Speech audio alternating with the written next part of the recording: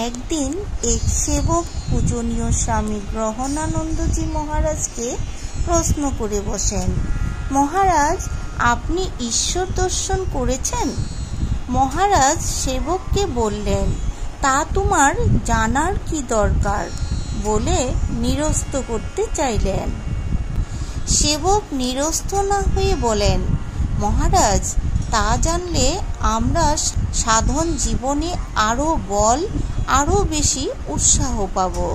মহারাজ তখন বললেন, হ্যাঁ, একবার যখন আমি সেবা প্রতিষ্ঠানে ছিলাম, তখন সেখান থেকে উদ্বোধনে মায়ের বাড়িতে গিয়ে উপরে মাকে প্রণাম করতে গিয়েছি। মায়ের পদচিহ্নের সম্মুখে দাঁড়িয়ে শ্রী শ্রী মাকে দর্শন করেছিলাম। তখন দেখলাম আমার পাশে শ্রী শ্রী মা সাক্ষাৎ দাঁড়িয়ে আছেন।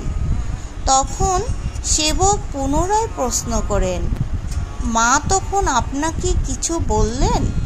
মহারাজ উত্তরে বললেন, না, কিছু বলেননি।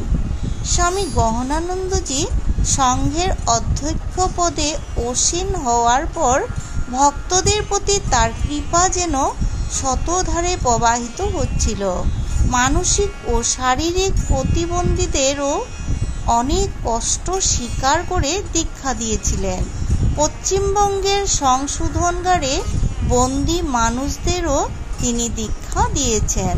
পূজ্যপাদ মহারাজজি সর্বপ্রথম মেদিনীপুর কেন্দ্রীয় সংশোধনাগারে এক বন্দীকে মহামন্ত্র দেন।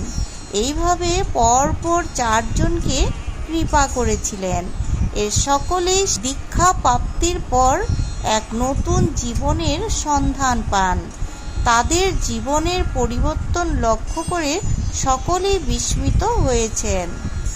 দ্য টাইম অফ ইন্ডিয়া ও অন্যান্য পত্রিকায় এদের এই পরিবর্তনের কথা প্রকাশিত হয়েছে। স্বামী গহনানন্দ বেলুর রামকৃষ্ণ সংঘের সংঘাধ্যক্ষ পরস্পরা পুস্তকের অন্তর্গত। জয় মহারাজজি জয়।